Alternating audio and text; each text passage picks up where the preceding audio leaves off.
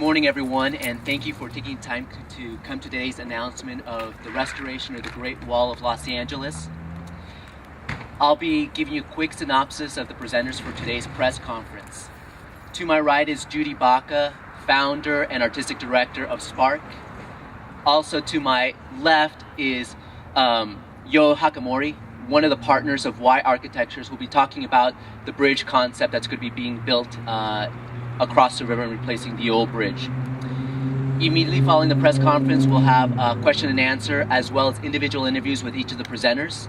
And as well, for the media, if they're interested, we can go down into the river, either by walking or taking a direct drive a couple blocks down to get actual footage of the river and the mural itself. Now let me introduce you to Deborah Padilla, the Executive Director of SPARC. Deborah? Hello and welcome to the signature work of the Social and Public Art Resource Center. This project began our institution 33 years ago. It gives me great pleasure to introduce our founder and artistic director and the creator of the Great Wall of LA, Judy Baca.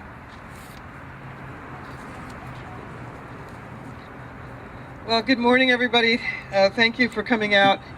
And if any of you are familiar with the Great Wall, you'll see that it is transforming in front of your very eyes.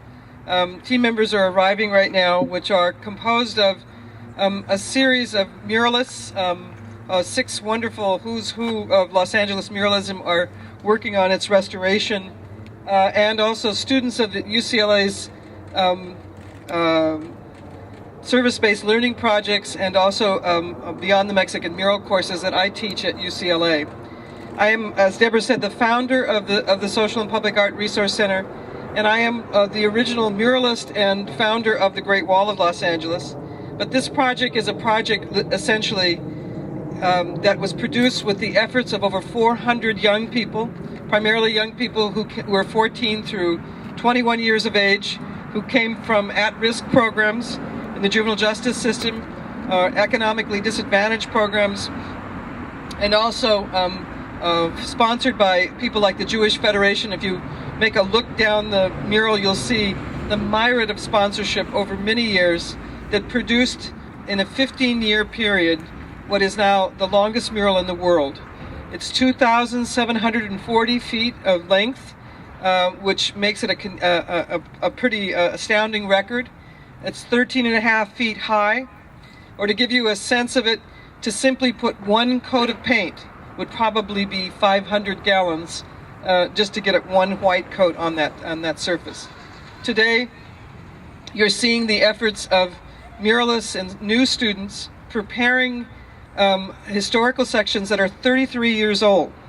So we've had the incredible pleasure of bringing back some of the first muralists who worked at 18 years old, who are now in their 40s, and some of us significantly older, and lots of complaints about aching backs and so forth. Wasn't it easier the first time? But we are out restoring this work segment by segment and bringing it up to full color. And in a 3-week period, the first 1,300 feet, specifically a very focused area of about 1,000 feet, has transformed back to its original color. So I want to say that over the years, we have worked with historians, local people who provide us with images of their families. We've constructed a story that is the story of the history of California, particularly looking at contributions made by various ethnic groups, various groups over the years who have lived in California and made huge contributions. And in very many places, this is the only place this story is recorded. So for example, you'd be hard-pressed to see another side of public memory about the Zoot Suit riots in Los Angeles, or about Mrs. Laws, who broke the Black Covenant laws by her refusal to move out of her home in Watts, which restricted where Black people could live, where Latinos could live in the city of Los Angeles. So all these stories are recorded in the Great Wall, and it is a giant teaching tool. So if you walk from prehistoric times, you'll start with the mastodons and the indigenous plants of this region. You'll see it here on the left, and you walk down, you'll see the narrative change in a sequence, decade by decade, all the way to the 1950s. Our plans include coming across onto the opposite side of the channel and producing 60s, 70s, 80s, and 90s of history of California.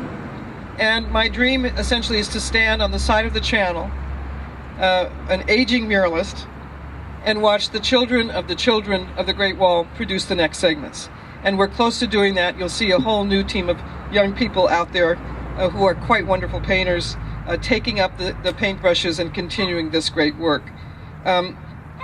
We'll be working on the new phases, summer by summer, 350-foot segments at a time, which is what you'll see as you go down the channel. We painted 350-foot segments in 9-week periods. The first 1,000 feet was done by 80 young people in a 9-week period. So it's also kind of speed production, in which this was a place for one-stop support for youth of Los Angeles. We taught them to work interracially, we taught them to work with each other, and to produce something that was larger than themselves. The alumni of the Great Wall will be back with us, teaching another generation, and supporting the advancement of this work. What we are dealing with primarily here in terms of restoration is sun damage, fertilizer damages from our park, and all of those things are being mitigated. We're using the most advanced restoration techniques, and we believe that we'll be able to get another 50 years out of this mural with the new plans that we're engaged in right now and the new surfacing that we're doing. So it's becoming, would that we could do it all to ourselves, we could just renew ourselves in such a way, but the Great Wall can be renewed, and it will be beautifully repaired in this first 1,000 feet, and then we will be moving next summer, starting in June, with a full team into the next segments and restoring the entire piece. I'd like to introduce Yo Hakamori, who will talk a bit about the bridge. We have been working intently on the creation of a pedestrian bridge to replace one that sat unusable for almost 9 years. And this will make possible people to walk and see the mural. And my partner, Yo Hakamori with Y Architecture, has been a marvelous collaborator on the architectural elements. With that, Yo, would you please come up?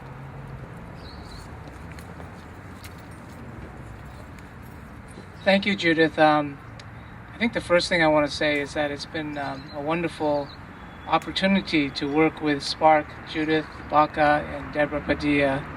And it has been a long process. We've been working together for over 12 years now, from the very first time we met, and working together on numerous projects, including the Cesar Chavez Monument on the campus of the California State University in San Jose, as well as other things. And it is so exciting to finally see this project come to fruition, and I'm ever so grateful to have that opportunity to work with SPARC.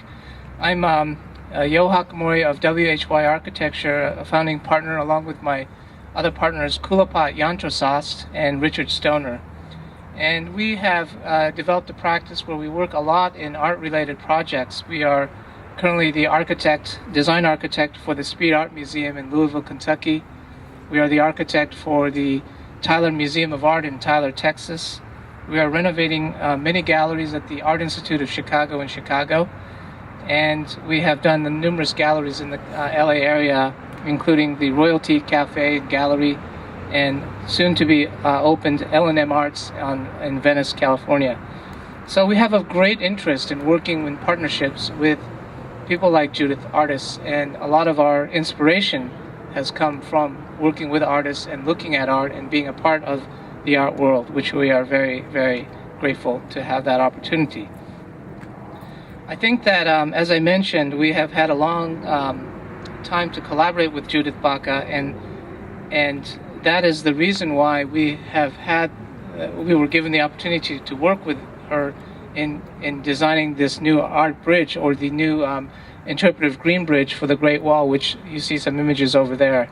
The design of the interpretive bridge, first of all, the function of the bridge is a interpretive center.